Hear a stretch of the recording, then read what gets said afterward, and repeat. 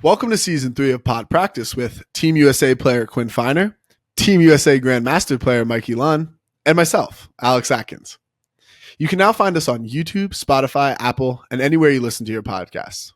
We want to keep growing the Pod Practice community, so reach out to us with your thoughts on IG and YouTube at podpractice_pod, or email us at show@podpracticepod.com.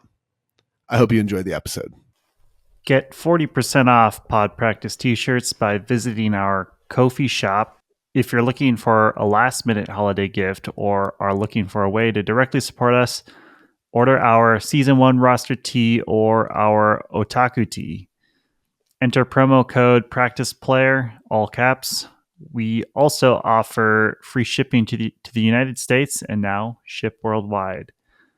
You can find our store at kofi.com/podpractice/shop or click on any of our links below or on social media.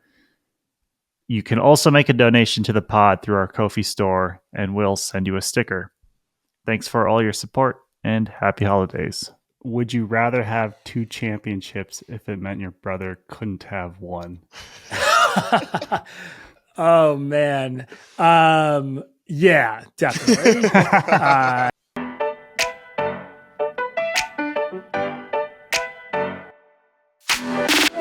Today we have our first guest, I believe, with his own Wikipedia page. Grant definitely has one. Nice. Grant might. No, he doesn't. No chance, dude. It's not easy getting a Wikipedia page. Don't give that to Grant, dude.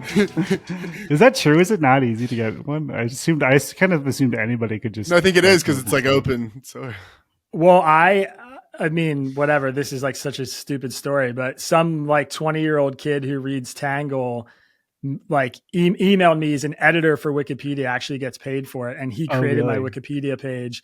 And they kept taking it down. And he was like he wrote to me and said, dude, I just want to let you know I made a Wikipedia page for you. And I was like, oh my God, this is so cool. Like, life achievement unlocked, whatever. And then 2 days later, it got taken down. And he was in like a 6-month battle with them to convince them that I was important enough to have a Wikipedia page. But wow, he won the battle. So yeah, true believer for sure. Well, Isaac Saul, welcome to the show. Glad to be here, man. Long time listener, first time caller. Let's go. We very much appreciate any views and listens we can wrangle here. So thank you very much. So Isaac, can we just start with maybe a little bit of your Frisbee history and background? Yeah, sure. So I'm come from a Frisbee family. My dad played, he was the more like a rec leaguer, never played super competitive, but, most notably was, at one point the president of Mercer County Ultimate Disc League, which is the longest running summer league in the United States. We've heard lots of legends about. Yeah. McCuddle is, a special place, legendary place. It's where I learned to play. A lot of really phenomenal players came out of the leagues there, and a lot of really great club players used to dominate there. Like back in the day when Pike was, making semis of club nationals, all their best players played in the competitive McCuddle leagues. And that was like, those are the guys I grew up watching. Mm-hmm. I've got, I'm the youngest of 3, got 2 older brothers. I mean, you guys know Noah, I'm sure, longtime captain of Ring of Fire. And then my oldest brother, Ruben, actually played at the University of Maryland and captained the Frisbee team there too when they were losing. He lost in the game to go to nationals 3 years in a row. And the 3 of us all came through Pennsbury. So played a bunch of high school ultimate there, went to Pitt, captained the team there, won a couple of college national championships my junior and senior year. And then when I left Pitt, played a bit for Rumble and Empire, the pro teams in New York, and then PoNY, where I captained for a bit and now coach. So hung up the cleats in 2022 after Worlds, but still staying as involved as I can in the sport. Yeah, we'll definitely want to touch on that a little bit. Speaking of Noah, I always assume that you're the older brother for some reason, and I've been corrected, but I continue to forget that. Does anybody ever mix that up? I've heard that before. I wouldn't say it's a constant thing. A lot of people who know us in the Frisbee community, I think, have known us long enough that they remember, Noah first and then me kind of coming up underneath him. But I mean, me retiring before he did from competitive play definitely didn't help my my cause. I like to think his hairline's a little worse than mine is, but he's generally fitter and taller, and so he's got that going for him. Who's the better player? Noah's the better player, but I've got more rings, so that's all right. Who did your mom root for when you played against them in finals 2021? Honestly, neither of my parents really took a stance, but I know that they were both rooting for him because he hadn't won a club title yet, and he had lost so many in such devastating fashion. And I had won in 2018 on basically, like my third try. So, I mean, first of all, the 2018 win he had a hard time handling that. I think he'd be the first to admit. They had a terrible loss, on Universe to Revolver, which they did like 4 times. Right. And yeah, he was pretty inebriated for that final, I think, drowning his sorrows in alcohol. And then, it's like you bang your head against the wall so many times. So I think in 2021, the family was definitely pulling for him, which I understood. I was happy for him when he won and kind of relieved because I felt like if he lost that game, I wasn't sure he was going to make it through. But I'm glad he can say he got one. And he got the ADL title too. So it took him a bit, but he was able to get a couple on the way out. Well, the next question we have written down is, would you rather have 2 championships if it meant your brother couldn't have one? Oh, man. Yeah, definitely. I memean, it makes me pause for a second just thinking about what it'd do to him. But, dude, I'm psychotically competitive. So I would do anything to go back to that game and choose to receive instead of pull to start and, beat them in what was basically a coin flip.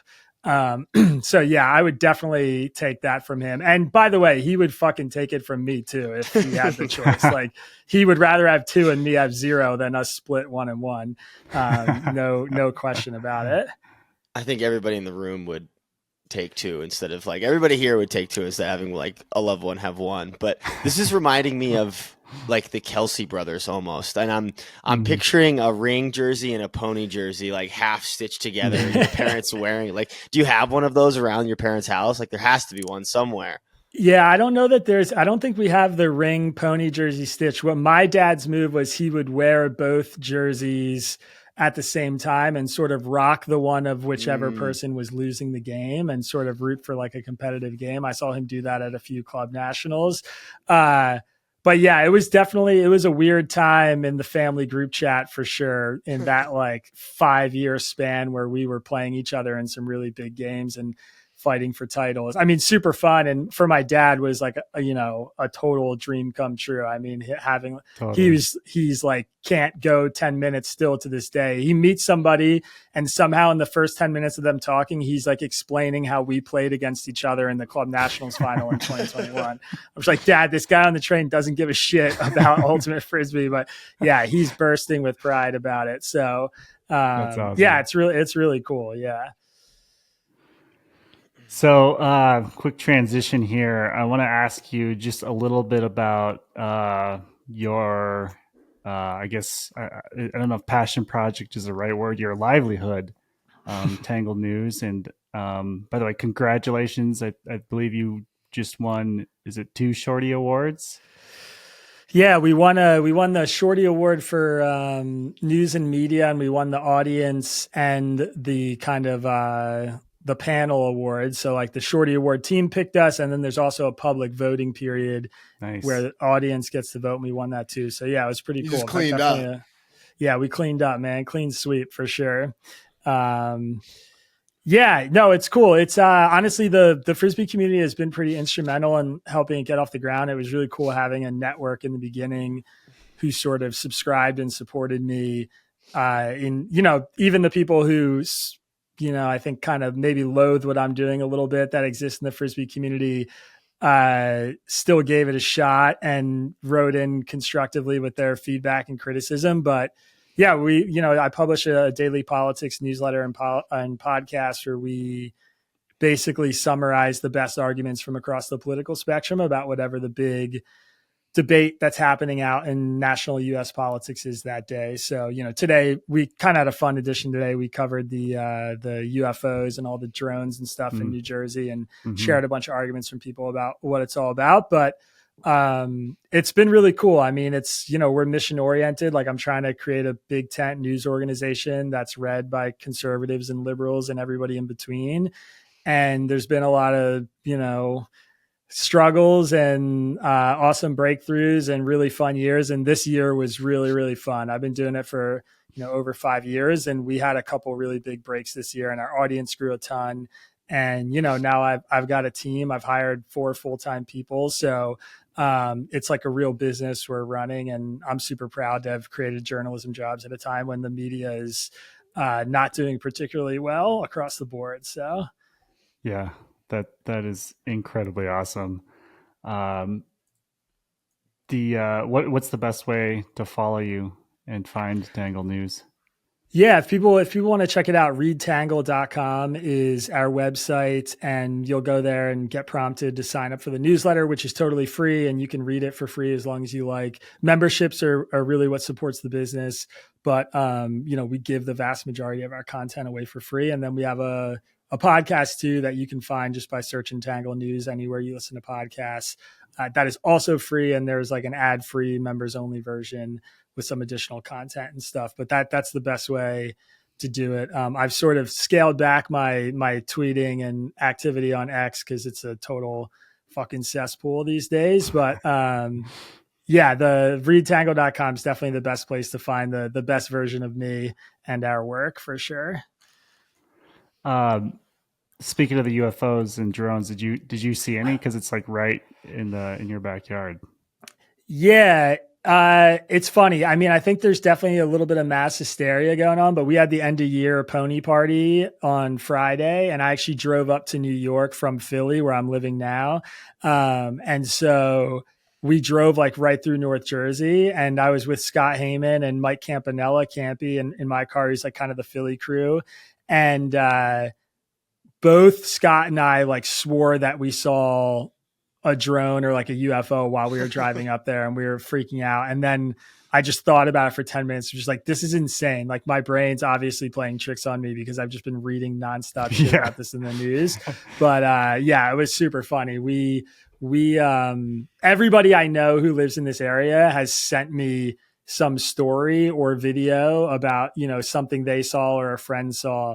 And I think like 99.9% of them are just planes and helicopters that people don't know how to identify. Yeah. But we're like part of the news cycle. Yeah, I'm into UFOs though. I mean, I'm sort of like a UFO conspiracy theorist in my heart. I totally think the government's covering some shit up, and I would love to crack the case on that. But I definitely don't think this is it. I think this is like some pretty basic drone stuff happening that people are freaking out about.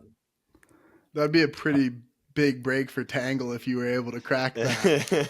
Yeah, I actually saw the other day you could bet on Polymarket about whether the government will announce the existence of aliens in 2025 or something. That's it's like awesome. 300 to 1 odds. Yeah. Are you betting on that? Did you? No, I don't gamble on anything. Wait, where are you living in Philly, Isaac? I live in Point Breeze in South Philly. Well, actually, I just moved to Grad Hospital, so I'm a little bit more central now. But you're in South Philly. Are you doing any PATA? You doing any league? Or no? Yeah, dude. Really? Yeah. I play every league except the summer league because I'm a McCuddle diehard. So yeah, that's cool. I mean, I like summer league, but I do think, the PATA Winter League is one of the best leagues I've ever played anywhere in terms of competition. You're a Philly scumbag, right, Ken? Yeah, so Philly scumbag through and through. I grew up at Tees and playing all the different leagues. Emphasis on the scumbag. Emphasis on the scumbag. Is it still in Conshohocken? Is that where it's?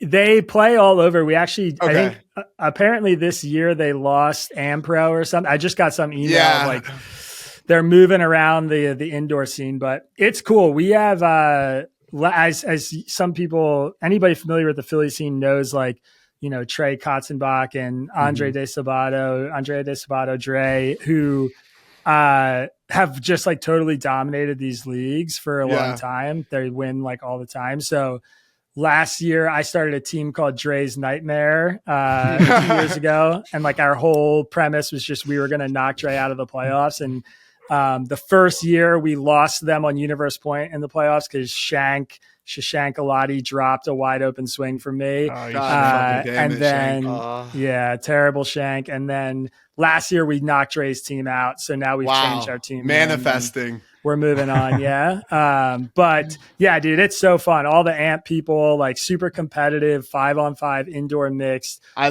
grew up on that, man. It's so good. It's good. Yeah. And I'm better at indoor than I am at real ultimate because the field's smaller. So I get exposed less for being slow and old. And so I really love it. It's one of my favorites for sure. That's cool. That's good to hear. It's funny when you talk about McCuddle too. I just like hear my dad's voice talking about like how he was like 101 in like the 80s of like McCuddle. like fucking so far back. He was playing against plumbers and stuff though. I don't know about that, but yeah, it's funny. Do you guys draft teams or do you get to just bring your own team? In the PADO Winter League, it's a full league, so you bring your own. It's like a click league. And McCuddle A League, which is the real deal. There's a McCuddle Draft League, but McCuddle A League is also a click league where you can bring your own team. In my opinion, PADA has ruined a couple of the leagues by doing this point system. They rank every player by points, then you get a point cap, which in theory is like a cool idea to keep it kind of fair. But yeah, there are players on the ranking committee who also captain teams, and it's like this weird dark mafia where like it's always deep like that, dude. It's crazy. Like I'll see somebody like a year ago, Sam Grossberg, who's probably the best high school player in the country. Yeah, he's like the best high school player in the country. He was on like one of the better league teams, and he was rated lower than Miggs, who's Nick Haranet, who's been playing. He's like almost 40, pushing 40. And I love Miggs, Philly legend, like one of the all-time great Philadelphia Ultimate players, who is on my team, and he's rated higher than a guy who's like the starting center handler for AMP 10 years after he's played his last club game. I'm just like, you guys are living in a different era. And it's just like, and then it turns out that like Sam Grossberg is on the team of the people on the ranking committee. I'm like, oh, that's weird. Dude, and there's a lot of stuff that shit was so much fun too, because a lot of the people that had success in the leagues, like Trey and like my dad took the drafting so seriously. Like my dad would be talking to me, especially when I was like 16, which is what the age you have to be to play. Be like, yeah, dude, this guy's like he's like a soccer athlete from like Lehigh. Like he's only played Ultimate like 1 year, but I think I can get him in the 4th round. Like I've talked to him a little bit. He's going to come to like 90% of the games. And like you get so deep into the drafting, but like the draft is like, it set the foundation for your whole entire year. It was awesome. I love that shit. Yeah, it's intense, man. People take it crazy seriously, and there's a lot of weird back channeling and like really dark, smoky room stuff. Definitely, I don't totally understand. In the basement of that clubhouse with the cricket room and stuff, dude. I've spent a lot of time down there. There's some. If you guys were to choose theories. like your top 10 favorite Frisbee memories, would more of them include club or McCuddle? I never played McCuddle. I only played PADA. But one of them is definitely playing in the finals of PADA Summer League, no doubt. I think maybe more of them would include club, but I mean, I definitely 3 or 4 from McCuddle are in that list, man. I mean, for sure. Like first time winning A League, first time winning a draft league. There are like a lot of really good. The A League in McCuddle is awesome. The finals are a best of 3 series under the lights. So you play like Tuesday, Wednesday, and then if they need a third game, they push it to like the following Tuesday. And I've been in a lot of those game 3s where it's just like everybody in New Jersey and Pennsylvania who cares about McCuddle comes out to watch, packed stands under the lights. Like it's really fun, man. It's a really good game. And that's on, I think that's on AK's channel, right? Oh yeah. Akshot posts a bunch of that stuff. No, dude, I fully plan on like when I'm done with club being back in that area so I can like play that kind of stuff still, because it's and playing year round too. It's just an unbelievable amount of fun. Yeah, it's that awesome. sounds like a for ton sure. of fun. I could really use that for my fix right now. Mm-hmm. You could. The indoors is a blast too, Mikey. You would love it, like with the throws and stuff, and just it's great. But anyway, it really took us on a tangent from Tangle, but no, that's all right. McCuddle is the shit, man. And that's my roots. Like that's the league I grew up in. True. So it's an important part of my story for sure. Me too. Like I credit so much of my ability as a player, just the fact that I played year round, like once I was of age in all those leagues. It's just so many reps. But I also think it was cool. Like I didn't know before you were coming on the pod. I had never heard of Tangle before, but it just makes so much sense that an ultimate player would make something like this. I just feel like when you have to, listen to the other side is like such a big part of our sport, and like it really connected, and it makes a lot of sense. Yeah, that's interesting. I never honestly even really thought about it that way, but I definitely think it's there's some ethical ethos underpinning that that exists in the ultimate community. I would say too, I mean, from my perspective, like having done the work, what's been really hard for me is just like the Frisbee community is a really progressive space. Mm-hmm. I mean, it's pretty much the most left space that I ever operate in or spend any time in. And a lot of my life is not in that space and is in like these different, whether it's journalism or my work with Tangle or my community where I grew up, like outside of Philly, that's really purple. And so there's a lot of stuff that happens on the Tangle side that draws a lot of heat from the Frisbee community, which has been, it's weird. It's definitely weird, like seeing people or like are fans of sort of subtweeting you or talking shit on Twitter or whatever. And I had to adjust to that a bit. I mean, I've gotten better about just kind of engaging people, I think, in constructive ways. But, it's like, I want more Frisbee people in the door. I mean, it's like I said, we're trying to be a big tent news organization. I think candidly, a lot of people in the ultimate community would do well to spend more time interacting with people that are kind of exist outside the Frisbee bubble, especially politically. But it's been like a sort of double-edged sword, like a lot of Frisbee people who subscribe and support the work and help me get it off the ground. And a lot of Frisbee people who, view sharing or elevating or platforming views right of center as like being inherently dangerous, and like some kind of like, overarching negative that they don't really like what I'm doing, which is a hard thing to grapple with, I guess. So I actually have a question written down about that. Well, I just want to first mention, I think you said 30% of your followers are right-leaning, 40 left, and 30 independent. Was it difficult to build a base since it was primarily Frisbee at first to sort of balance that out? Yeah, it took like a couple big media hits where I went on some conservative podcasts or had my work cited in like more right-leaning news publications or whatever for that balance to kind of come. And honestly, we had, the This American Life podcast did a feature on our work earlier this year in November, right around the election. And I think, a lot of NPR listeners these days tend to be left of center. That wasn't always true, but I think like, most of them now are on the left side of the political spectrum. And so we like close to doubled our readership after that NPR piece came out because they have such a massive reach. And so I expect that we're going to see in like our end of the year survey that we're skewed a little bit more left again. But I think it's like, that, the proof of the product has to be that we are a place where, not just one political group is coming to get their news. So for sure, I don't know how I'm going to balance that out. Like you can't recreate an earned media hit like that, but definitely want to target more conservative readers and kind of bring them in the door at some point for sure. Yeah.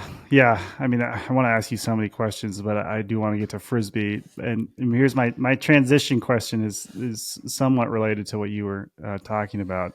I'll just read it. I said in Frisbee, is that the cleaning crew? There's the cleaners. They're here. They've arrived.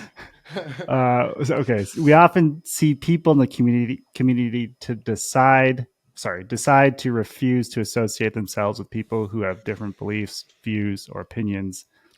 A reasonable take I've heard from a recent guest is that Frisbee is a hobby and a community that we choose to be a part of. So if the community chooses to have certain core values, then it's reasonable to not include someone with conflicting core values. Or any individual should just choose to remove themselves from that community if it doesn't align with their own. What are your general thoughts about the discourse of what are the there's so many benefits of engaging with someone with different points of view, and you don't have to keep this strictly to political, but what are your general thoughts about just having discourse communication with people who just have different backgrounds even? Yeah. I mean, look, first of all, I would just say the general framework that I'm coming from is that we actually don't understand each other all that well in the first place. And so people making presumptions about the core values that other people have from them because they're on a different side of the political spectrum or whatever are often wrong. This is, it's not a matter of opinion. It's something that's really well studied in social science. It's called the perception gap is the general expression for it.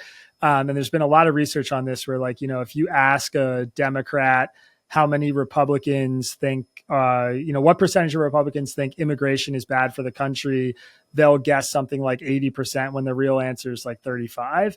And you can do this in reverse. You ask, conservatives how many liberals think all police are bad people. They'll guess 75% of liberals believe this when 40% of them do. And so we, fundamentally speaking, we actually don't really engage with each other on terms that are based in reality. And I think that is a big problem that I see in the country. And I think it's a problem that exists, especially in the Frisbee community. I think conservatives and people with conservative values are caricatured in the worst possible way. And a lot of the Frisbee community, I have a lot of friends and family who are conservative, who share a lot of values with my most liberal progressive friends in the Frisbee community. On top of that, I would just say I think Ultimate is such a good place for it, man. I mean, sport is it's the ultimate level playing field, for people to kind of meet each other where they're at and learn to love somebody or get along with somebody who maybe you wouldn't in a typical social setting outside the context of competition and Frisbee. And I think we've all had teammates that we've struggled with interpersonally, but something happens when we're, have our eyes on the same goal and we can come together and whatever. And I think it's bad for the sport and bad for the community if we're just going to start drawing some lines in the sand about what people are allowed in and what people aren't, and gatekeeping in that way. And this is a difference in opinion I know people have, but I want Ultimate to grow and I want it to be a far reaching sport. I think it's a really, really valuable, accessible sport that teaches people really good values. I think I want the best athletes playing. And you look at the NFL, you look at the NBA, you look at Major League Baseball, NHL, a lot of those best athletes, all those leagues, maybe save the NBA, are conservative leaning, I would say. And you're just cutting off a pool of the country's best athletes and interesting people and awesome competitors to come into a sport because of perceptions about their values that I don't think we even understand super well. So, I'm not crazy about that line of thinking. And I would say it's great if communities want to self-police. I think it's better that than USAU trying to draw lines. I don't think that's USAU's job or what they should be doing. But, yeah, I think if you're a Frisbee player with really progressive values and you want to learn more about people who don't share those values or you don't think share those values are on the other side of the political spectrum, a really good common place to meet them is in Ultimate. And you're not going to do it anywhere else, obviously. Right. So I think it's okay to let them in there. And that's a good building block to have actual relationships with those people.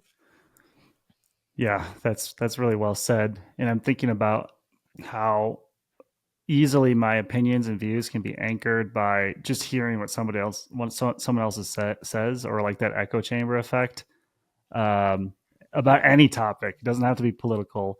I was even just watching an interview recently of, I can't remember his name. It's some tech mogul.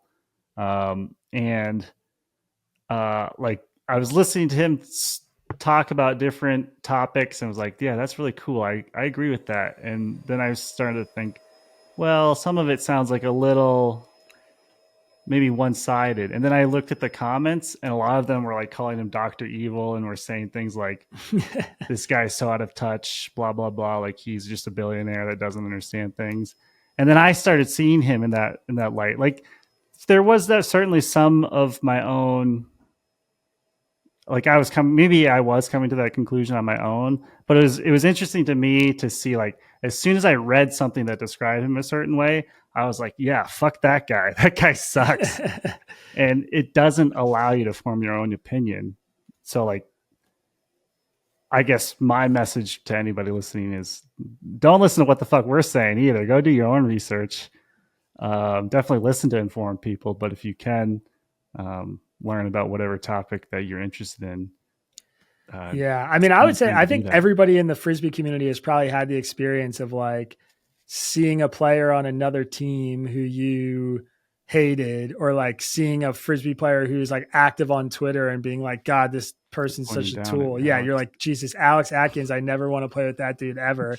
And then he's on your team and you're like, all right, this is kind of sweet. Or in Atkins' case, you're like, holy shit, everything they said was true. But like for the most part, Philly scumbag. Yeah. I think you can just that kind of experience of like playing with somebody you used to play against is like a really good encapsulation of what I think happens in political world a lot, where like you make all these assumptions about someone and then you meet them and spend time with them and you realize maybe the perception you had doesn't totally line up. But if you never allow that interaction to happen, then you know, you're screwed basically, and you'll live in that forever. Yeah. You're robbing yourself of so many cool experiences and meeting. And I just think it's funny because I feel like for me, that's one of the things that I take out of Ultimate is like one of the most important things is like, it's not just like my team versus your team. Like you've got to consider what the other team is saying when they make a call. And it's not just, you're not just automatically supposed to be like, that call is wrong because you're on the other team. It's like, well, let me think about that. Like, what do I think about it before you just, us versus them. So. Do you guys, as a whole group, I'll ask each one of you, do you think Frisbee players are good at considering the other point of view on a foul call? Generally, no. Expand. Do you have any other thoughts? I mean, how many times when you're watching a game that has a lot of stakes to it, maybe it's nationals, maybe it's bracket play of nationals, how many times, and it's a close game, it's not just like, oh, the team's beating them, like, it's like 10-5 or whatever. It's like a close game. It's like 13-13. How many times have you seen a foul call get called, the other person make their point, and then be like, oh, that's a really good point, I'll retract? Like, almost never. Yeah. I mean, I think I agree with Quinn. It's funny because it's like there are players who I think are really good at it, and they stand out in my mind specifically because they're good at it, because it's probably not the norm.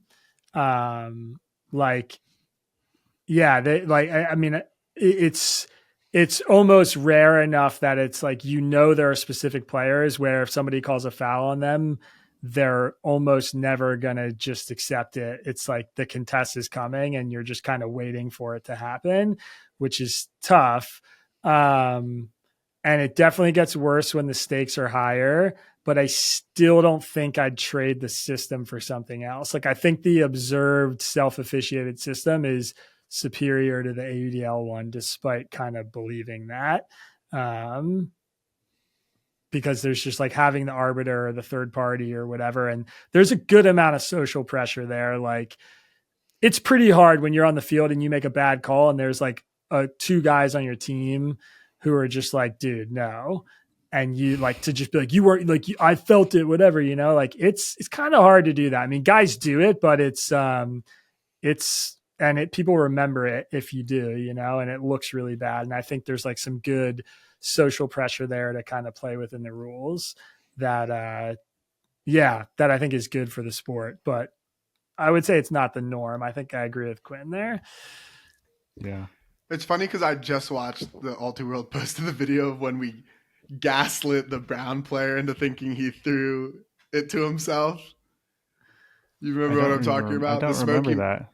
You don't remember that? The Smoky Mountain finals? Yeah. When the guy got thrown to and it tipped it, and then they were like, so that's a great example of the extreme bad version of just you're taking the other side's consideration to a fault. Like that guy just was completely wrong in thinking that he threw it to himself because someone else threw it to him, and he just put the disc on the ground. And whoever's doing the video calls him a spirited dumbass. It's so funny because if you haven't seen the video, go watch it on All Too World. It is so freaking hilarious. Like someone throws this kid the disc, and he like tips it and then catches it, and then the play stops, and then we go, "You threw it to yourself." Someone goes, "You threw it to yourself," and he goes, "I did." Oh, and he puts the disc down like it's a turnover when someone threw it to him. It was a completely illegal play. I just thought it was funny that you brought it up because I just watched that and it was hilarious.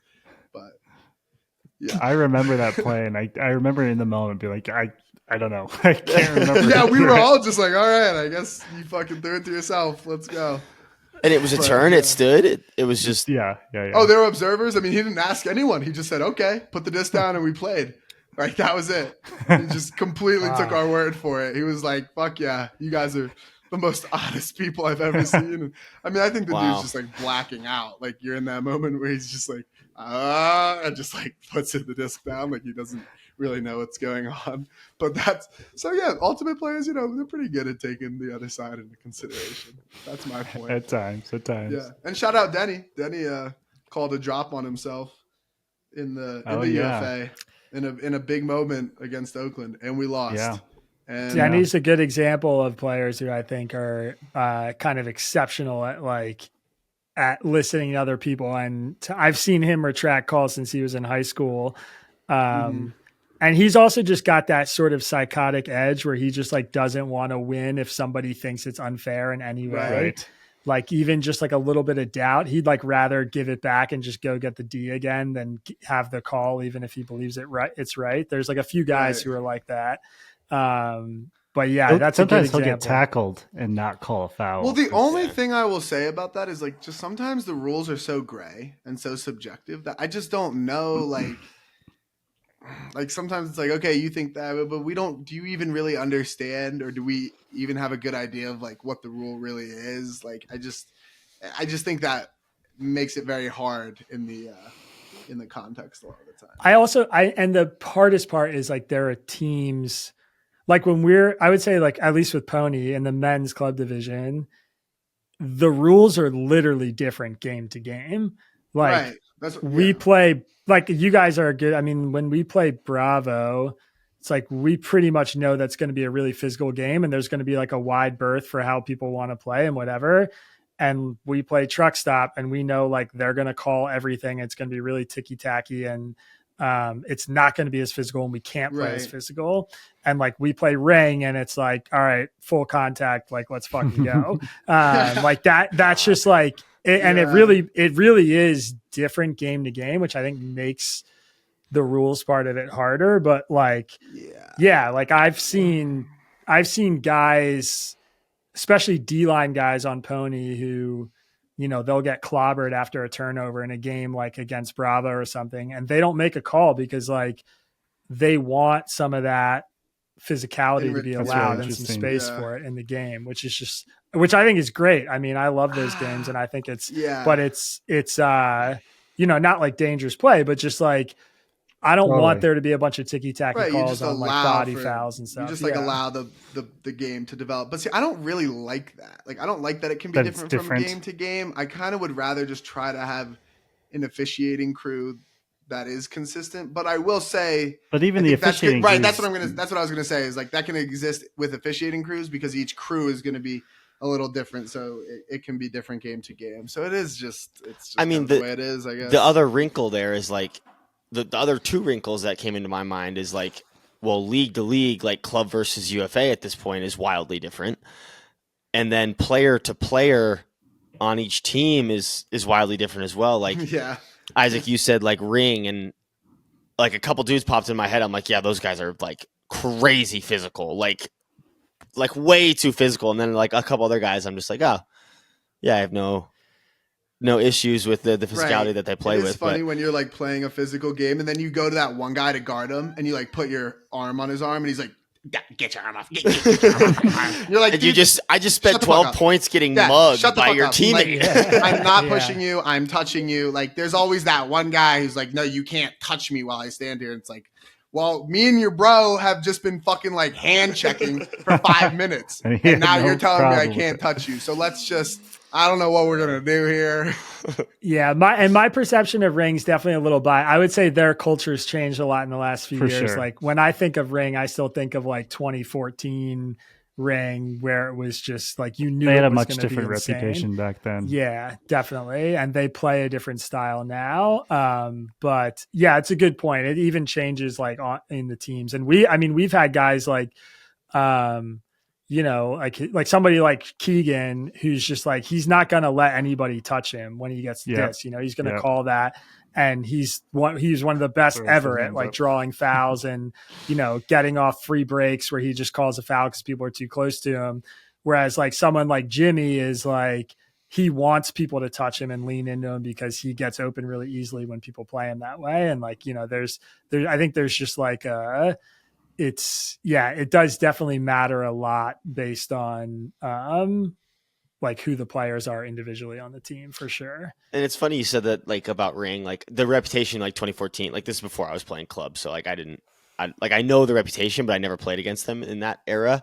But like this last year in pre-quarters, like I had a really physical few matchups. Like the dudes that were guarding me were very, very physical with me. And in the past when I was playing Ring, I like never really noticed them being physical with me. So like my recency bias, like observation is skewed the opposite direction of yours, where it's like they were really physical with me this year, but last year they weren't. So it's funny you mentioned like it's changed that way. And in my mind, it was just like flipped.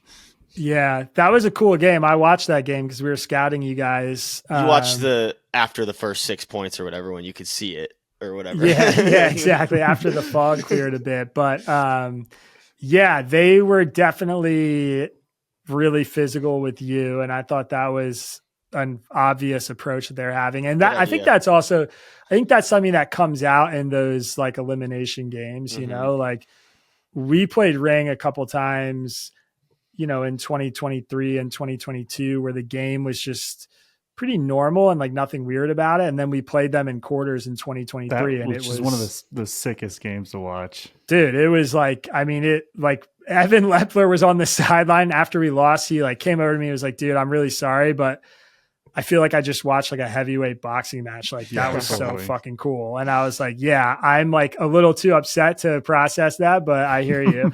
And it felt that way too, like it was just like nobody really backed down, and they kind of, they like big brothered us a little bit in that game, which I think we had on our minds this year when we played them. But it was like, we felt that way. Like we owe these guys a pounding for what they did to us last year. For sure. They just had the edge that we didn't have, and it made a huge difference. How do you think you found that edge over them in 2024? It's a good question. I mean, 2023 was a really hard year for us. We had so much talent and the expectations were so high. Yeah. And there was like all the preseason stuff, like about best team on paper and all this, like how good is comparing us to like the old Revolver teams that won like 6 titles and whatever.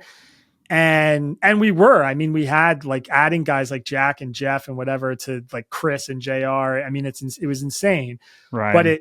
But Ryan, I mean, I think it made us really tight like the whole year. And then, Jimmy got hurt before quarters. So we didn't have him in like he wasn't having a great year. And a lot of people were, I see the comments and stuff, but like you have a quarterfinal game at Club Nationals with a 15-mile-per-hour crosswind against Ring. Like I'm killing my firstborn child to get Jimmy on the field, dude. Like I don't care what you say. Like that's my fucking guy, and not having him hurt us, and there was just like, we were just tight, and like then Sam broke his arm, and he's, I mean, finally got his flowers this year with like first team stuff on Ultiworld. Like that guy is top 20 player in the country. And dude, people know since it now. day one of this podcast, he's been one of the guys I've been singing praises on.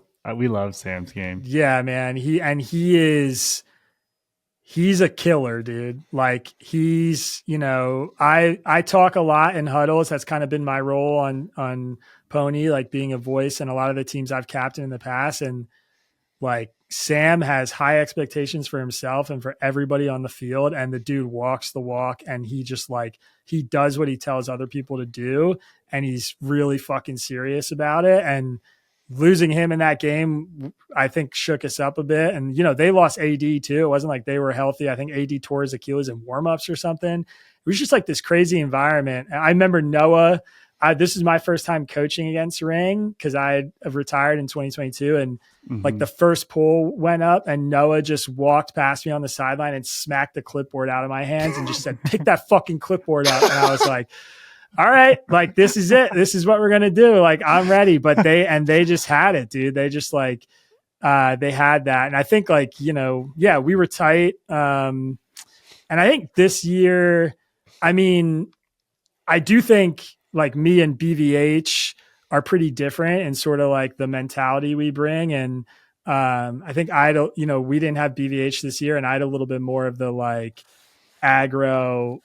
Like, I don't know if that would have worked for us in 2023. I mean, Ben is like all time emotional. Like he's so good as a coach. It's just like understanding his team and his players. And, but I sort of let the dogs out this year with them, I think. And like, we were just talking about how we had bad intentions all weekend, and like we were going to burn the house down and all this stuff. And it just sort of like got traction. And yeah, I mean, winning helps, we played a few good games and had a couple clean wins, and people were confident and swaggy. But yeah, I mean, it's crazy what like one season can do for something like that. You've always been known as that culture setter guy for the team. One of our culture setters, actually, Todd Wolma, he just stepped down. He just retired from Bravo. And actually both Bravo and PoNY have had the benefit of having Evan Padgett around, who's another great cultural leader. The best ever. Yeah. Yeah. And I believe, if I'm not mistaken, he's also your brother-in-law. Yeah. I married his sister. Yeah. Whoops. And speaking of firstborns, is this your first one coming up? Yeah, due January 12th, man. Better hope Jimmy is available all the time. Holy shit. Yeah, thanks, man. Can you just talk a little bit about the importance of having those kinds of teammates, and like how do you find them, and can you manufacture them? Yeah, totally. Before I answer that question, this is like a once in a lifetime opportunity to just say that Evan and Xander, Evan's brother Xander also played Ultimate. You guys probably know. I mean, he played at Colorado. When they were both in college, I mean, I would argue Xander was maybe the better player. I think Evan would concede that too. He didn't really have a club career, but I played both of them in high school. We were rivals, Pennsbury and Columbia High School, and then in college, Pitt and Colorado. And the thing with his sister literally started as a joke. I would like go post on her Facebook and comment on all her pictures and stuff and tell her how good she looked. And then I would see them at like nationals, be like, dude, like your sister is a smoke show. And I was chirping at her on Facebook, and they're just like, dude, shut the fuck up. Like, and I literally did that for years, and it became this like big joke between us. And then I moved to New York, and she was living in New York, and I slid into the DMs, was like, hey, I don't really know anybody here. Like, we should go out for a beer, like blow your brother's minds. And we went out for a date and like dated for a couple of weeks, and she dumped me. And then I was like head over heels in love, so I didn't let her go. And now we're married. So we like off Christmas together. And yeah, it's insane. That is incredible. But it all started with just Frisbee. Wow. Like I literally was just doing it to talk shit to her brothers. We're definitely having her back on for the pod practice relationship segment that will be coming out. That's shortly. And getting the other side of that. She'd be a good interview, dude. She's she's a quick talker, and she's fun to chop it up with. Wow. Yeah. That's awesome. But yeah, dude, I mean, I think it's critical. I mean, guys like Evan, I mean, Evan has like totally defined where PoNY's gone and been the last 6 years, and brings like a work ethic and a levity to the team that I think everybody really feeds off of. The biggest thing to me is like, you have to make it fun, you know? And it's like everybody's signing up for something that kind of sucks. It's just like early mornings, working out, like you don't get paid. You're like giving up all this stuff. It's a strain on your relationship. You have to travel. It's stressful. Like it fucks your work life up. And if there's no reward for the team being really fun and enjoyable, then like people can't buy in and invest. And so I think there's different kinds of culture guys. Like I think Evan specifically made PoNY unbelievably fun. Like the team feeds off his humor and like, you know, the scenarios he puts us in, and like he'll rent Airbnbs that are like insanely extravagant and then just like pay for half of them, or do insane stuff and think of stupid bits. And like, but he's also the hardest working guy on the team. Like he just played a season, one of his best seasons I've ever seen him play. And he was like 37 or 38 and he had a torn labrum for the entire season. Like he takes care of himself and dedicates himself in a way that other people don't. And just like sets the bar everybody has to meet. And then I think there are guys who like, I think more is like maybe a role I try and play, which is just at like a finding the North Star. Like, what are we all after? And for me personally, like it's winning. I don't have any, I'm not into the team building stuff. The X's and O's is fun. Like Cody's incredible X's and O's, and he was the true head coach of PoNY this year, and we were playing his system and his rules. But like I tried to unify people behind this idea of like what we were going to bring, what we were going to be on the field, you know, as men.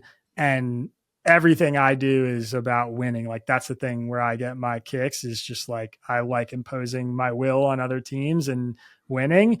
And so I think there's a lot of complicated language and frameworks and stuff that people work in to try and, when like the answer is really just like, oh, you want the closest team that has the most fun and like loves the game the most and works the hardest, like win.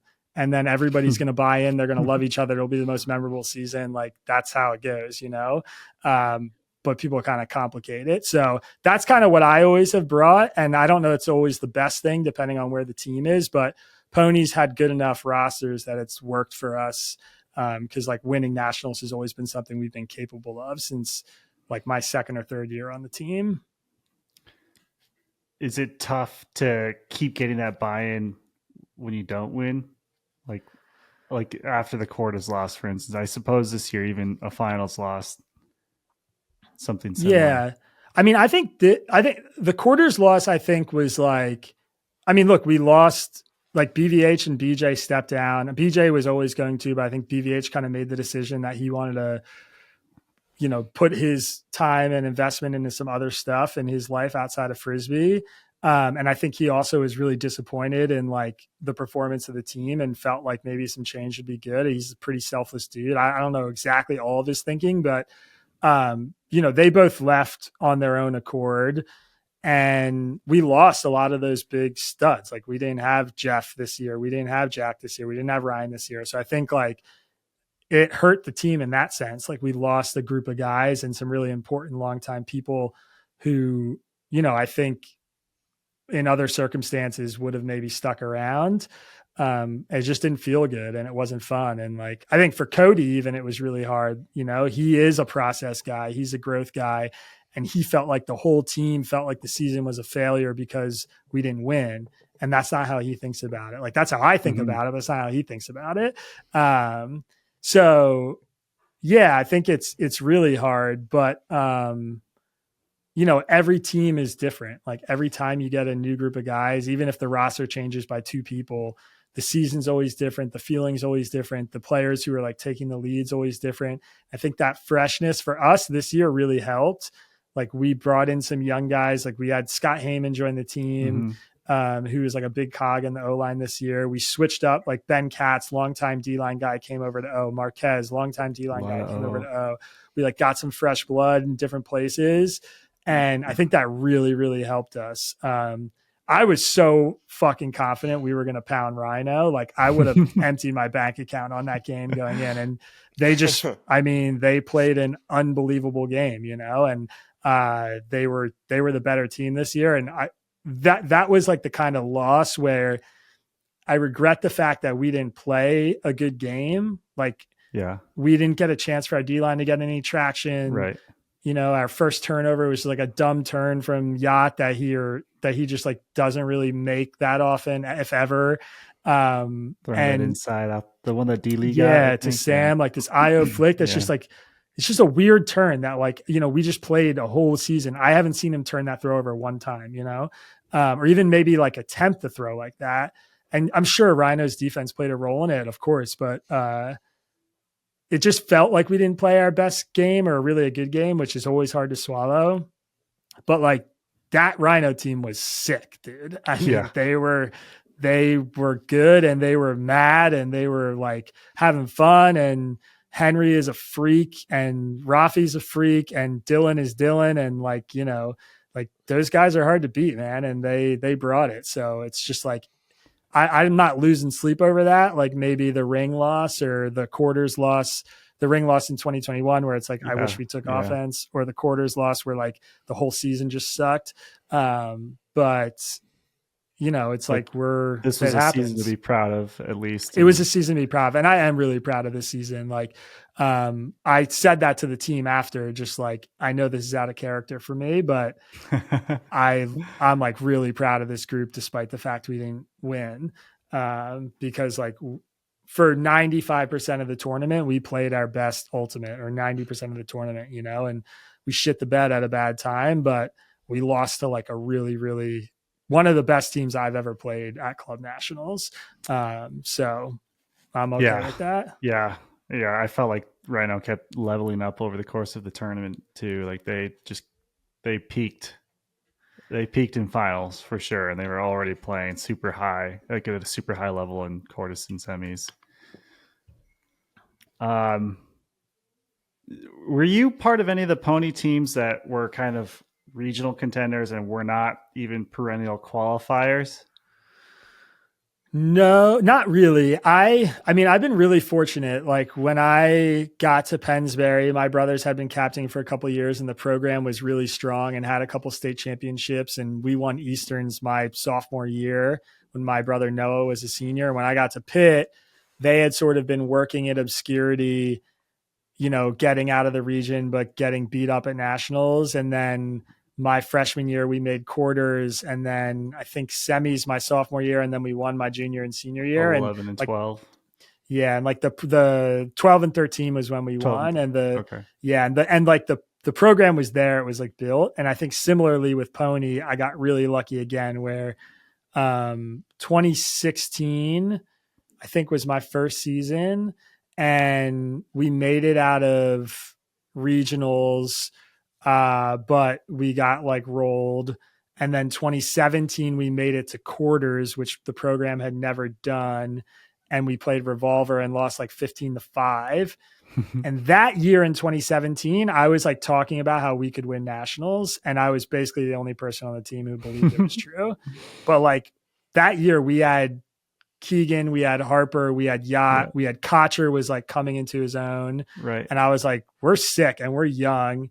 And I could see it. And then 2018, we just kind of broke through, like the Jimmy Chris magic happened and just sort of carried us over. But so I never played. I played in New York for Empire and Rumble and knew those pony guys in like 2014, 2015, a couple of years. I think they missed nationals one of those years.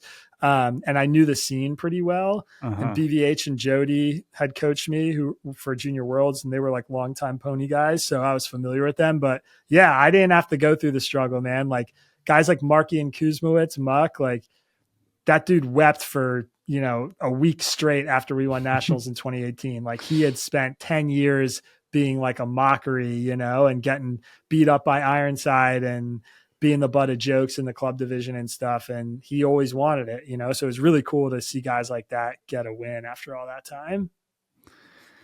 Yeah. And that was maybe the best version of Jimmy we've ever seen. He was so fucking good that year. Yeah, him and Chris just they like almost beat Revolver with a bunch of like Aussie dudes at Worlds, which was insane. With that was almost Penn more PoNY. impressive than what they did with us, honestly. But yeah, man, I mean, it was like one of those years where I think the stars just aligned, and I think, it was like his peak in a lot of ways. Like obviously age-wise and everything, he was kind of in his prime. I think for a lot of players, that sort of like 24 to 28 window is when they're at their best. But yeah, man, it was a crazy year, and they were the best 1-2 combo I ever saw on the field, For sure. honestly. Do you think, well, maybe a question for the whole group, is he the best all-time Bravo player and the best all-time Pony player? Or can you make that? Can you make a declaration on either? Oof. Who are the best all-time Bravo players outside of Jimmy? Well, it depends. Like, are you saying like when they were on the team or just overall? Like the career. I mean, he won a championship. I mean, Kurt played Bravo, so I mean that's a tough. Yeah. That's true. He only played 1 year. I think that year that they Bravo won, Kurt was probably their best player. Maybe. It's very difficult to say. And then I think he was the leading goal scorer at Nationals that year. And I mean, he was a huge part of the offense. It wasn't just like he was scoring, like he was. And then I think Jimmy and Kocher were so good that year. But then I think Jimmy that Jimmy was the best player in the world the year that Pony won with him as well. So yeah. I mean, Kurt's my GOAT. So like, I don't really know how you go any other direction just based on what he's done. So if you're counting him, maybe it's hard to say that Jimmy's the best Bravo player ever. In terms of Pony, I mean, I think it's Jimmy or Chris. And Chris. I mean, the season Chris just had is pretty insane given his age and where he's at and how long he's been doing it. He doesn't have the difference is like Jimmy was doing it like 6 years before Chris was even a name anybody knew. So like when you take the whole career in full, I think it's kind of hard to take it from Jimmy, but the case for Chris, I guess, is like he just had one of his best seasons ever. And he's like 31 or 32, which is totally insane. Jimmy's got a lot of miles though, dude. I mean, he's been like, since he was like 16, he's been like the golden child of Colorado Ultimate, which like people forget. I mean, it's, I felt this like part of my not playing anymore was, I mean, I was getting less PT because the team was so good. And I was like an O-line guy, and Keegan and Harper were better than I was. And I sort of lost my spot handling for Pony, which was tough and sucked. But, those guys are all timers. But even at like 31, 32, dude, like my body was fucked. Like I've been playing Ultimate since I was in 8th grade, really competitively. And I felt like I was 45, and it's different for guys who started in college and are 32. Like I have an extra 5 or 6 years on a lot of those dudes. And I think it matters. And I think like I see it matter in the division among guys who I know have been around and playing longer. And Jimmy puts a lot of torque on those knees too. Like and some of the ways he like jab steps and like throws all of his body weight in this direction to get open. Even on some like his shimmies, just like so much torque on the body. So it is a lot of mileage, a lot of wear and tear on the body.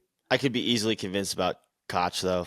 Koch is like one of my goats. Probably at the end of his career, he'll be my goat. So you don't have to convince me that it's Kocher. Like I'm already on board there. Yeah, that's a good point.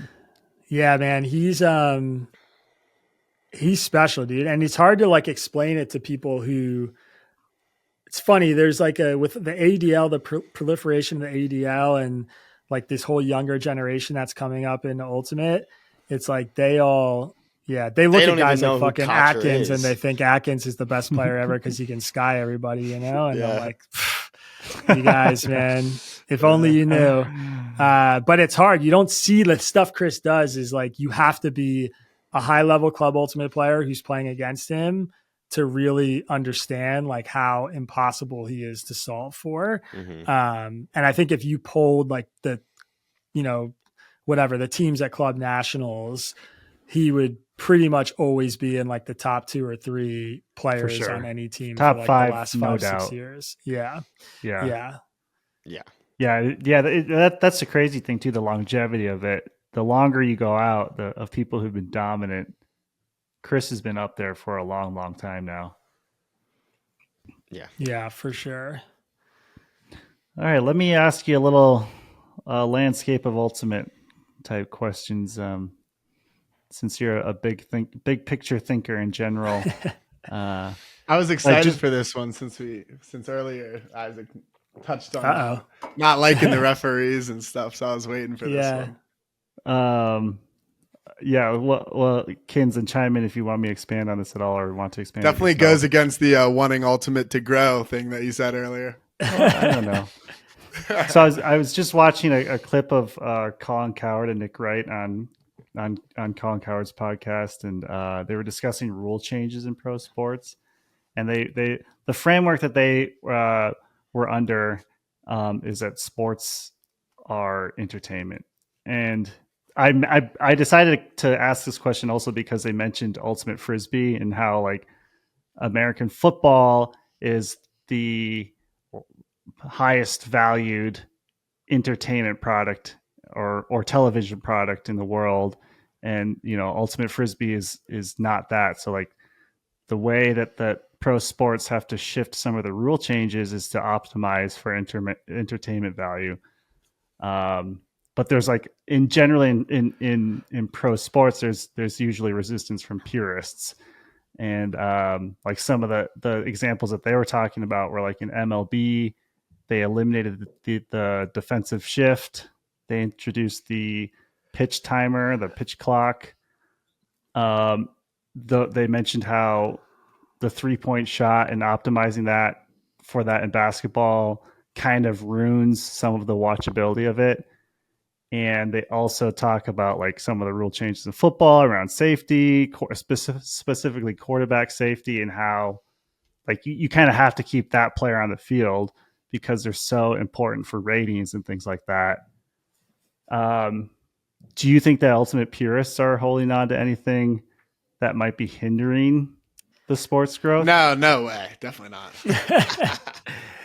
not. That's a good question. I mean, honestly, like, okay. I mean, I guess the way to think about it is to just like look at the AUDL and the differences between them.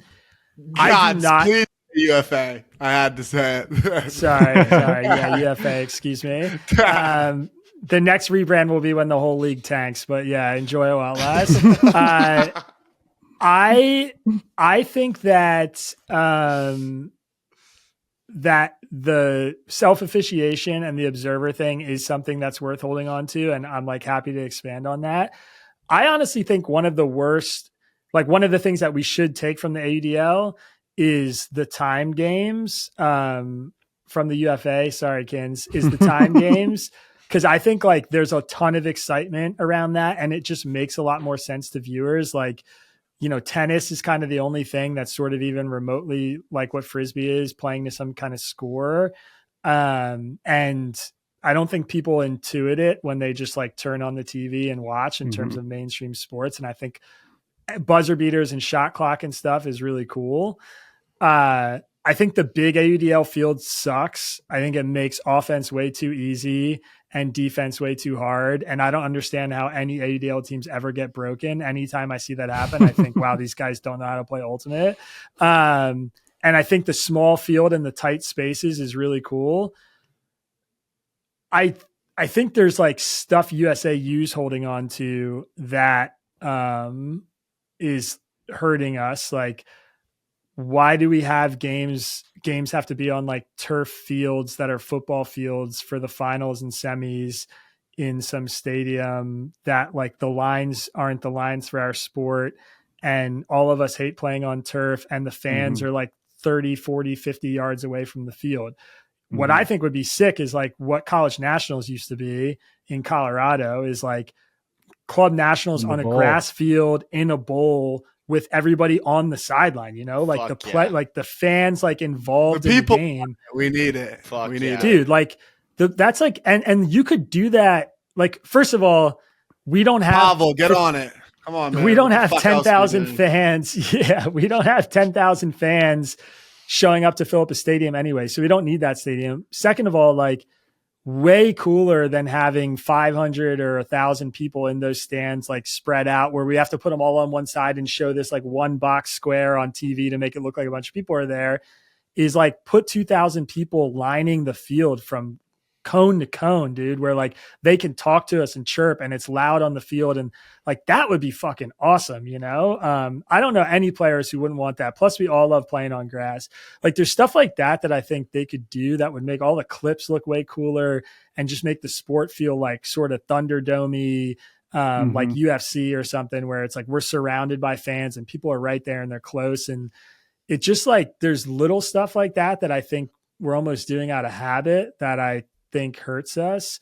But I think the self-officiation could be a cool part of the growth of the sport if like it's framed the right way, you know, like when I watch a game at home and like I'm watching college nationals or something and the observer's mic'd up and some player just made a dog shit call and I get to listen to him talk about why, like that's interesting to me, you know? And like, I think with a big audience, the personalities of players would be like way more interesting and people would be way more attached to that kind of stuff. Like mic'd up on NFL is a hit every time because like people want to know what the players are saying, what they sound like, what they act like.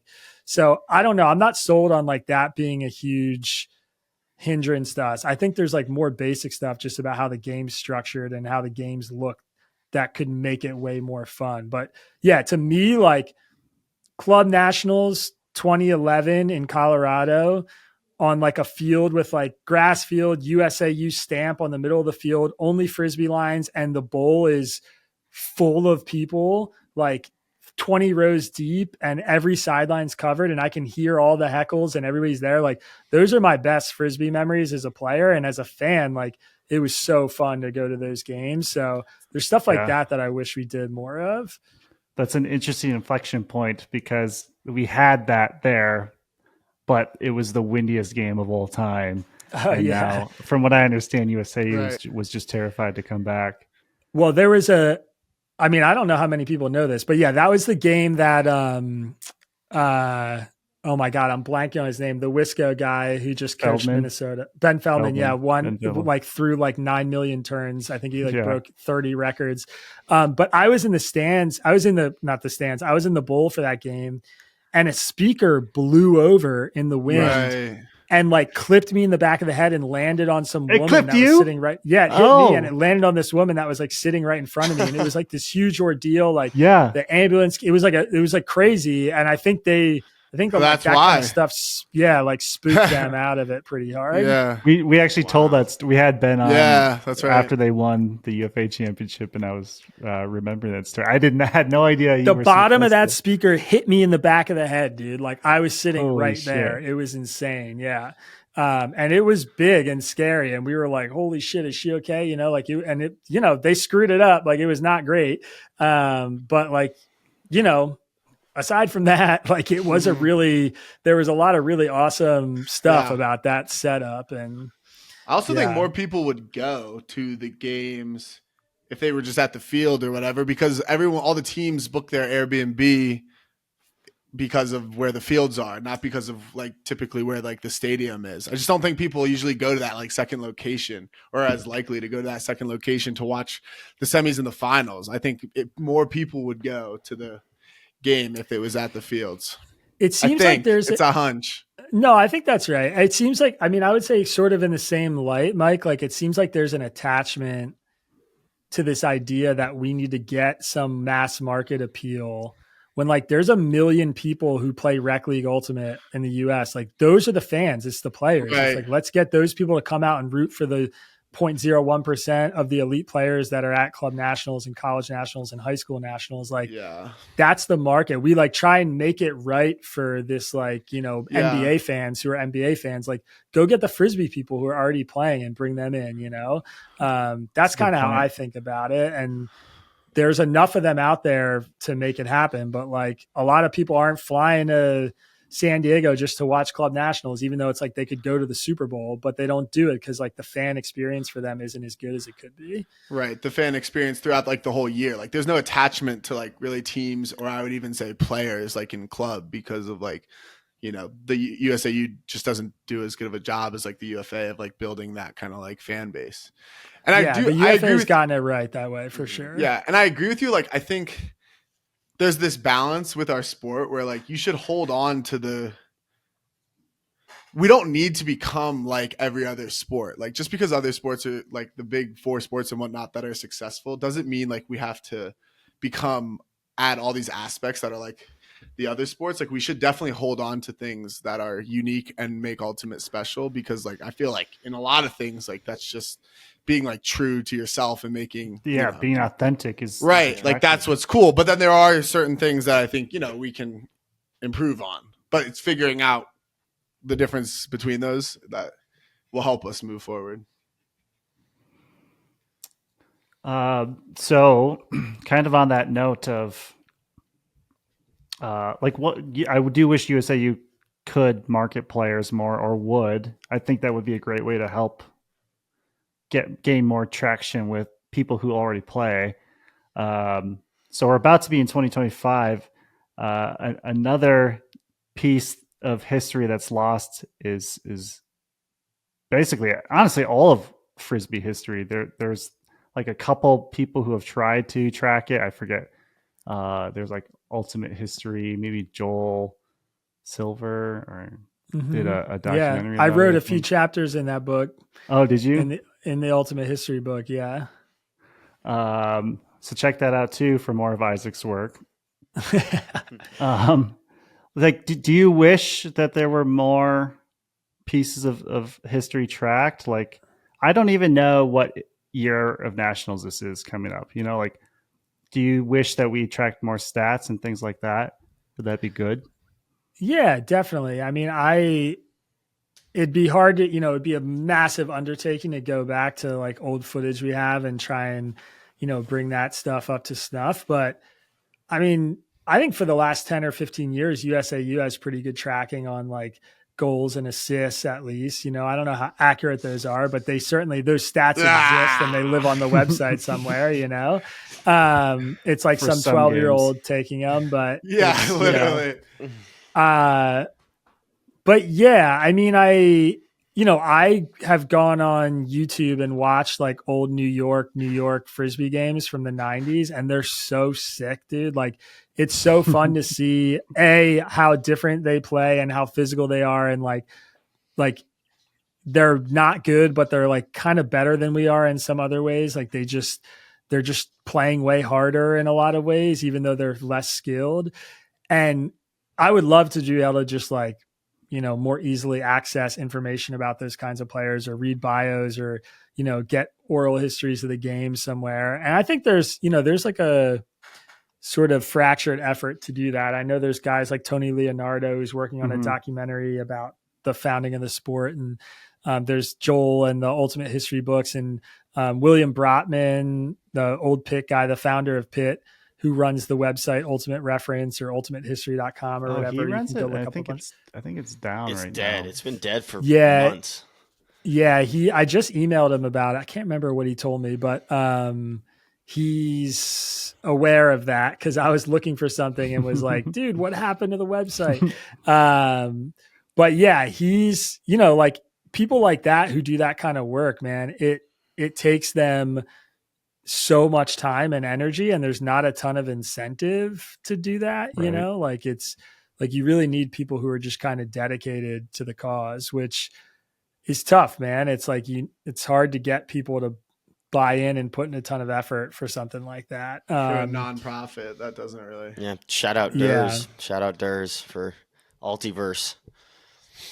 I feel like the thing about stats is it's just like another thing that builds community, because it provides more talking points. Like, it's just cool to go, like Quinn was looking in like a deep dive of UFA stats, and it's just fun. Like, it's just fun to look back at all these things, and the more kind of information, the more you can talk, the more you can make different decisions based on stuff. Like, it's just interesting. It just provides more depth to the topic. I also think one thing. What are you gonna say, Isaac? I was just going to say, I do think UFA is like dominating on the media, like player visibility side. I mean, they're clearly, and I don't know that that's, I mean, this is the problem is like, I'm not even sure that's USAU's role. Like USAU is a governing body, you know, and like, and UFA is a league. And that's sort of the issue is like, there isn't a real business interest attached to USAU.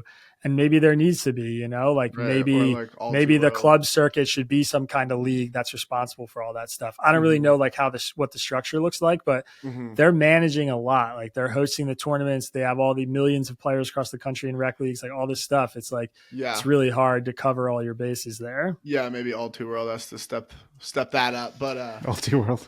Yeah. I feel like one thing is like, we need a good sports doc on like a team, you know, like there's so many of those sports docs on Netflix. On like I watched the one on like the Tour de France, or like there's just so many came out. Like if you had one on like a really Point Break. Yeah, like if you had like imagine Isaac, you like get Marques or like you to do like this sick pony doc where you guys are like filming all your practices and you're getting good footage of shit. Like if that was done correctly, like you get that up on some streaming service, like I think that would bring a lot of attention. Like Hard Knocks would be, yeah, exactly. Yeah. Just some kind of doc where it's like you go through the season and there's a few episodes, and I think that would. I've just noticed that a lot of different sports are doing that because clearly someone was like, oh, this is a good idea. Like a lot of people will fucking like that. And a really good one on an ultimate team, especially a club one, because the tradition is so rich and and like when you do it, we fall in love with it. And that's not just because we're it is because we're weirdos, but also there's a lot of weirdos out there who would also enjoy and get a lot out of it, especially if it was exposed and done, you know, in a good way. I think that would just be really cool. So can someone set that up, please, out there? Just get it done. Just do get it done. Yeah. Thank you. Yeah. And if you want to do Bravo, that'd be great. Yeah. We can't. I really respect that Marques kind of like he keeps it separate. It is blurred. The lines have blurred more recently than ever. But I think there's also parts of it that I like that.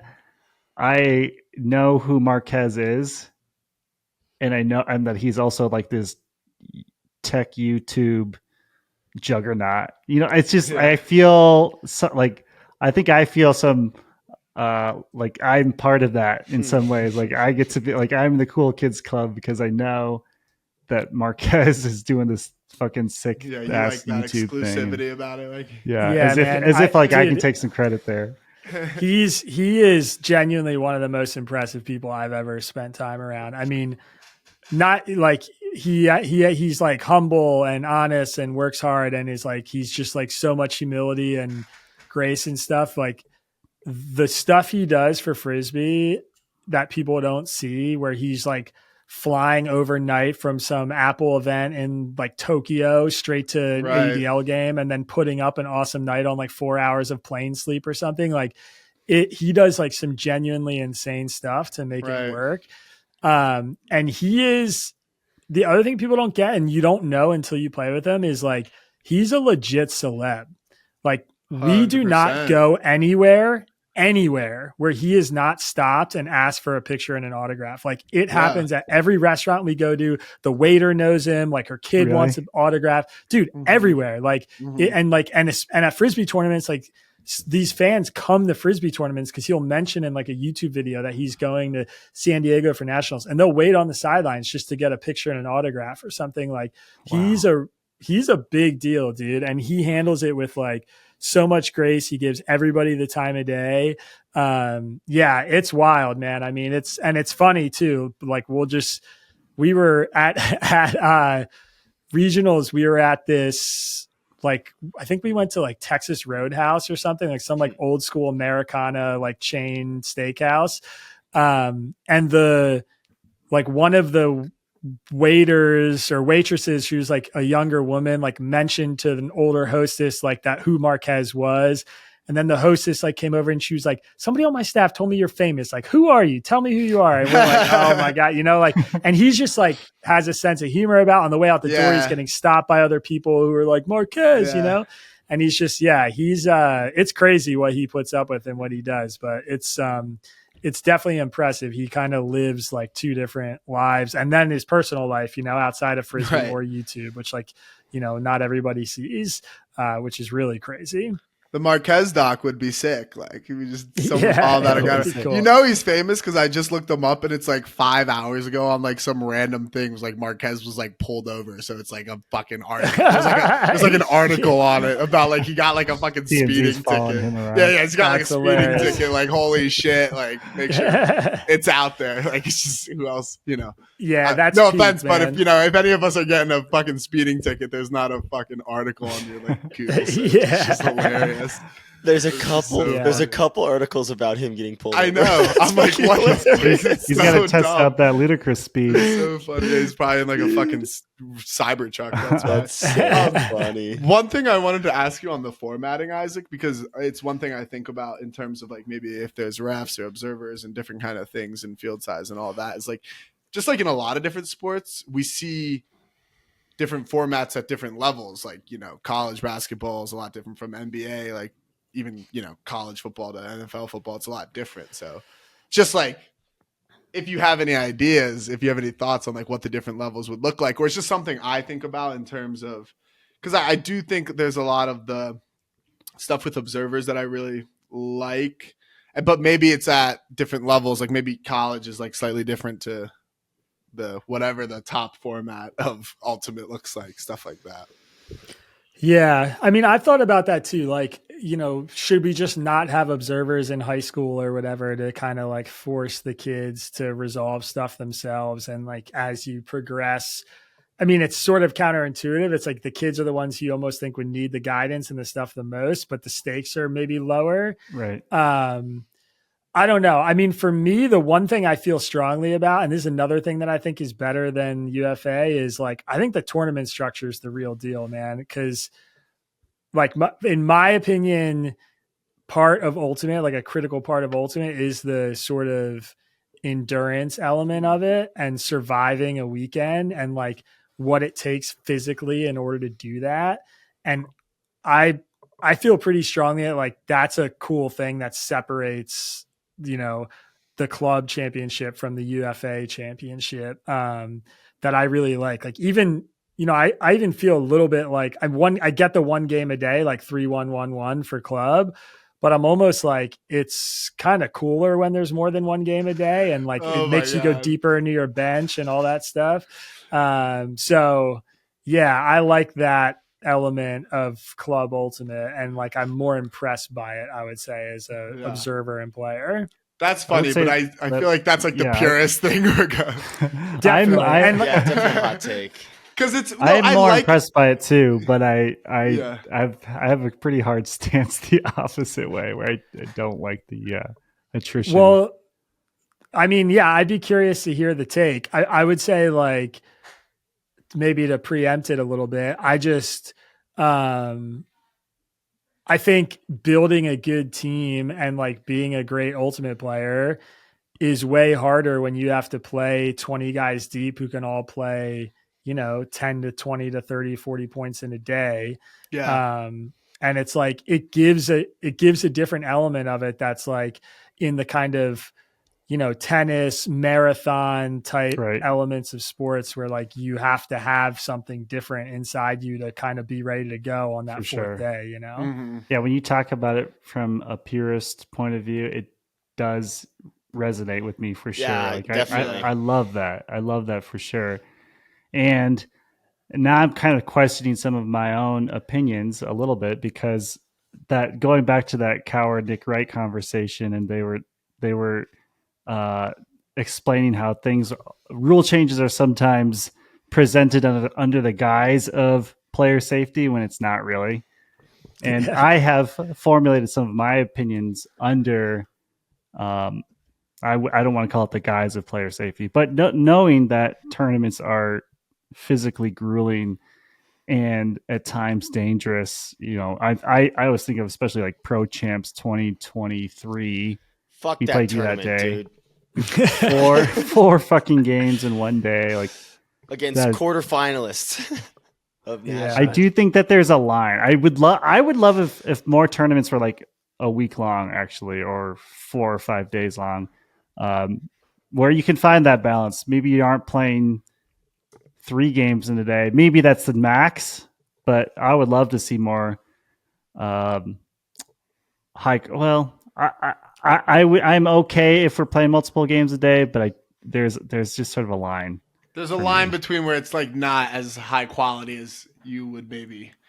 Like I 3 see games in a of, day is a lot, but then you think about like what they used to do. I mean, they used to play to 21 and they'd right, play but 4 that's games like a I don't day, give a fuck what my fucking dad was doing in the 70s. Like I'm sorry, I don't care that they played to 21 and they were wearing like tie dyes and they all had long hair. Like, yeah, but they were way more badass than you, which you should care about. Like, that part of it's sick. I guess it depends how you define badass. Like I'm cooking all of them. Like none of them are. Yeah, maybe in the first game. I don't know about the 4th game, dude. I mean, that's kind of my What about point. 0.250 of the day? Yeah. Okay. Yeah. What about Uni 2020? Like who's all I'm saying? An interesting Do the thing, reverse. Do the reverse of it. Like take it the other way. If somebody was like, let's play 1 game a day to 11, would you want that? Would you support that? And if not, why not?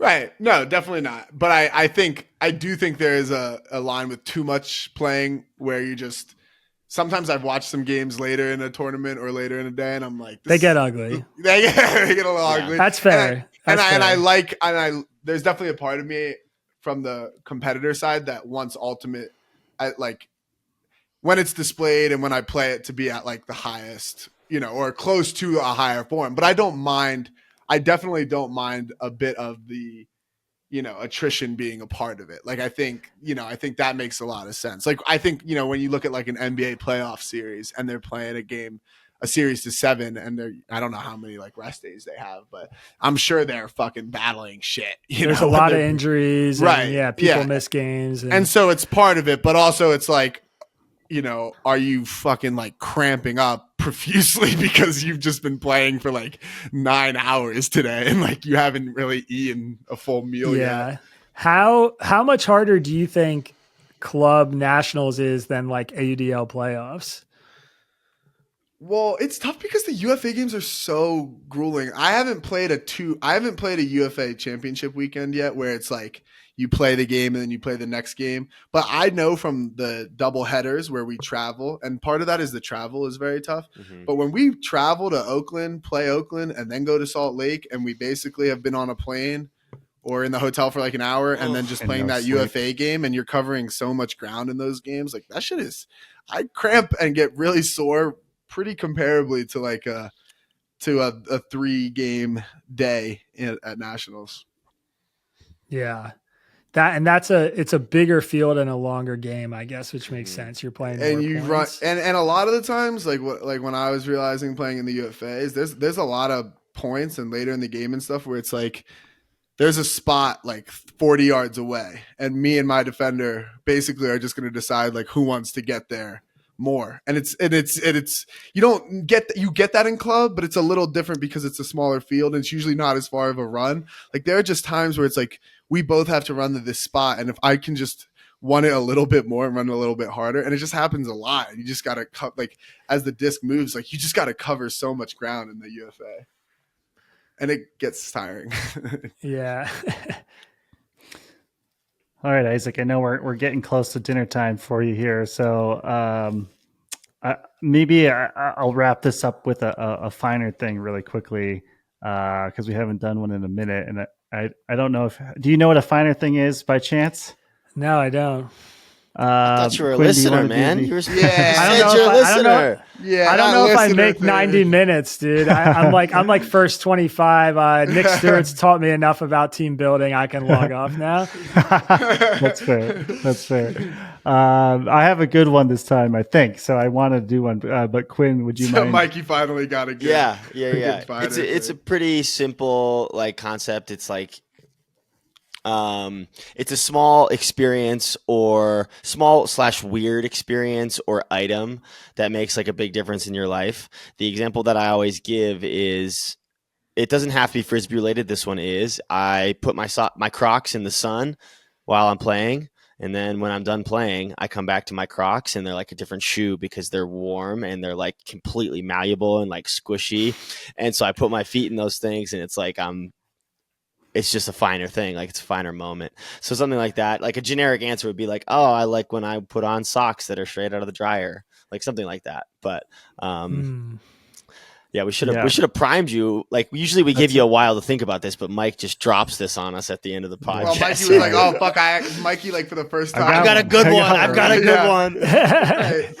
What's your finer thing, Mike? Yeah, I'll give you a second to think about yours. Well, so as we all are, I'm like very attached to my phone.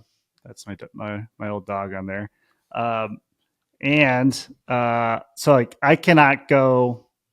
I don't know, seconds. It feels like it's always in my face, and I pick it up all the time for that dopamine hit. But every once in a while, I like 2, 3, if I'm lucky, 4 to 6 hours go by, and I'm like occupied by something, and then I have the realization that I haven't looked at my phone, and it's sort of disappointing that it's come to this, but I get this sense of pride and this happiness, like true happiness, not the little dopamine quick hit that I was able to survive without staring at my phone. Dope. No one's texting you for that long, huh? That's sustainable dope. I'm a lonely man, Quinn. Damn, that's a good one.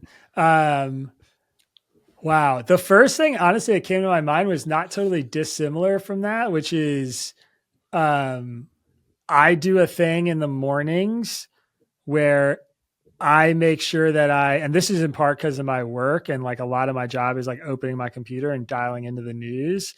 But I always spend like a few minutes in the morning reading something that's hard copy before I open my phone or computer. And I was kind of thinking about that, like my morning routine. Like I'll come downstairs, I'll make coffee, I'll like, get dressed, whatever. And then I'll grab like a book or something I'm reading and just like, I'm going to give my eyes like 5 minutes of something that's normal before I get into the electronic world. And I found that is like a really nice way to start my day. That's less stressful than I feel like blasting off onto Twitter right away. I feel like that's huge, and it's still hard for me to commit to every day. Especially because like when I take a shit, in the morning, I just want to look at my phone. Yeah. You can't even, that's true. Like I can't even go to the bathroom without looking at my phone. My wife is like, she says that I'm addicted to my phone, and she's starting to be like, no more. You can't go to the bathroom with your phone. I'm like, what the fuck am I going to do in there? No way. It's coming. Della just bought an alarm clock so we don't have our phones in the bedroom at night. That's nice. That's a good idea. Yeah. But especially with your job, Isaac, it's probably very crucial. Dude, to Isaac's have not even tapped in. He didn't even know Marques was pulled over today. Like talking about, he knows about the news. Yeah, Marques was pulled over today, dude. That's like huge news, bro. Yeah, Marques has had a couple speeding issues recently. He's got to figure that out, but he's still a good guy. He's just got a sick car, man. He let him live. Yeah, he's got a few sick cars, I think. Right? Yeah. All right, Quinn, do you have anything? All set. Yeah, I have one. It was just when it could be like any kind of, it's mostly when I'm playing disc golf. Sometimes like when you throw your shot and just as soon as you let go, like usually it's a putt, but as soon as you let go, you knew it exactly where it was going and it was exactly how you wanted to release it. So maybe if you like play golf or basketball and you let go, you shoot it. Or sometimes with the huck, but sometimes the huck is wrong. I was about to bring this up, man. Yeah. That is the wrong moment because we were playing Bird, Bravo, and some other guys scrimmage, but we mixed teams, and it's Universe Point 10-10, and we're forced backhand, and I kind of let Quinn get off this break side flick. And he throws it upwind, and we're like, we look, and it gets to flat, and you're like, oh, like fuck. And everyone's like, game's over. Like, we totally just lost. And then it just dies. It was like 20 yards too far for Elliott to catch. But we were all convinced it was a fucking dot, and the game was over. I was like, oh, damn, nice throw, Quinn. It was like the most beautiful throw I've ever thrown. So and then good. it was so funny. Like, yeah. That wind was swirly. But yeah, sometimes you just throw the putt or something, or sometimes it's a drive, and you're just like, I just love when you let go. Kind of like Steph Curry shoots the three, looks around at the bench. Like when you just like let the putt go and you can turn around because you know immediately. It's such a satisfying feeling. It's a good one. Quinn, nothing from you this time? I didn't know we were going to fucking do it, man. You gotta be ready. It's your namesake, bro. You don't have enough finance. Yeah, I don't know, man. I got No That's pressure. Right, that's right. We'll post it, edit it in later. Once you think of one. All right, I got like a kind of one since it's the holiday season and I'm a chronic consumer and I love buying shit that I don't need, and I'm not afraid to admit it. When you get a email in the morning that you finally got like a package coming that you ordered 6 days that's ago, a good and that was feeling. and that 6 days is somehow the most excruciating, agonizing, way too long. It's the best when you've like forgotten that you ordered it and then you see the See, I don't forget. Yeah. I don't forget. I'm refreshing UPS every day, like waiting for this T-shirt that I could add to my closet, wear once, and then never fucking see again. That's funny, Quinn. It was Della's birthday 2 days ago, and I had ordered a juicer like the week of, and it was supposed to come on Tuesday this week. Her birthday was like Saturday, and I get the notification. We're out on the hike. I'm incorporating all the finer things right now. I was out on the hike, didn't bring my phone. Shout out Mikey, and come back, and I check my phone on the toilet, and fucking my roommates Taylor had texted me and they're like, Della's juicer just got here, like we put it up in the room so that you don't see it, and it was on the birthday and I thought it was coming like 4 days later. Hell yeah. So that was like just a finer orgasm fucking things. They all came together. No phone, fucking my shit got delivered. I don't Della's remember what birthday. Isaac's. No, I didn't incorporate Isaac's, but and all the other ones I incorporated. So there you go. Oh, fucking Awesome. yeah. All right. Well, yeah. Thanks so much, Isaac, for coming on. This was a blast. great. And, special holiday treat for us to have Isaac Saul on.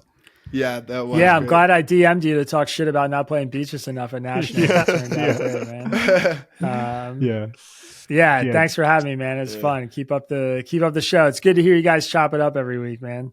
I appreciate Isaac, it. before we let you go, real quick, do you just want to on record say for your reputation that Conrad Stahl was super fast in Oh our yeah, that would be great. Pony Bravo That game? would Just be so we great. know that you're like, you know. I love when people like you bring stuff up like this that I can't even remember. Just knowing. No, that you you've been remember. in it. No, you How do you not- remember. you Sick remember No, or you no something. no. You remember. It was like and as universe someone- point. As someone who brings, I think Is this I'm pretty before or interested- after Scott Heyman blew Atkins' doors off for that D towards the end of the Well, game? I think it was after he turfed it. Yeah, that's crazy. Yeah, no, it was right before He did turfed walk it. right up to the line and Like just threw it turf it, directly yeah. to the A ground. A hilarious But he story. smoked you. Smokes Kins, runs He by him by smoked like me. I was- 10 yards. And Dude, then, he was 10 yards behind you and just like Oh my God. he was like 5 yards in front of Oh you. my and god, I 30 caught like yards. 10 D-pucks that game, and this is the one He we're wasn't talking covering about. high. Yeah, Yeah, me that's and the me. good one. Oh my god. and then he catches the D, he turfs it, and he goes, fuck, I shouldn't have caught it.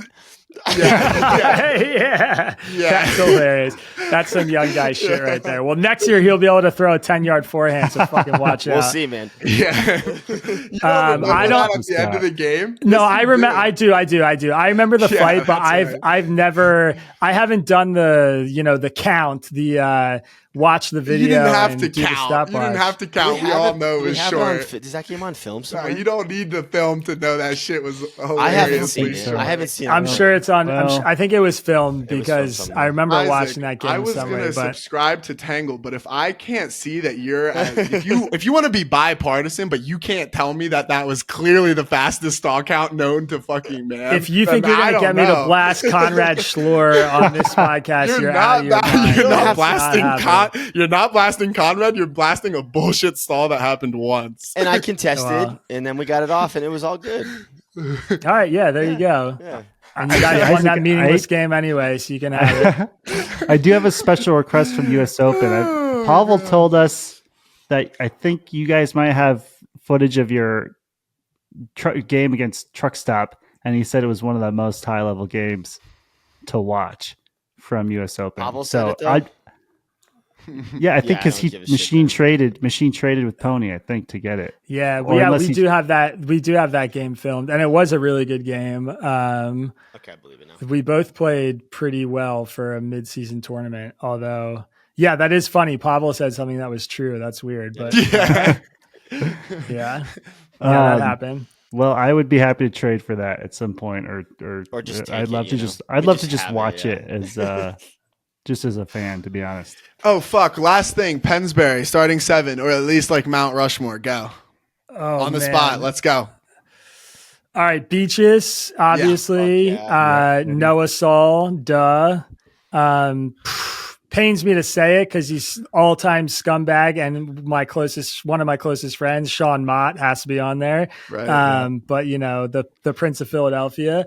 I take offense to that, but okay. He is, dude. He's still you haven't had that title for 30 years. I would say Mike Nolan, who's probably somebody none of you guys have ever heard of, but is like old school original Pennsbury guy. Man, it starts to get tough. Quinn Hunziker. I was gonna say that's my boy from. Dude, I've heard about this Quinn guy, and he's a freak, dude. I mean, he was an all-time freak. Yeah. And he's definitely up there for me. I mean, I don't really know how you leave him out of the list. So what's that, 5? That's 5. What about like a Mac? We can even just say in the days of fucking Pennsbury Ultimate.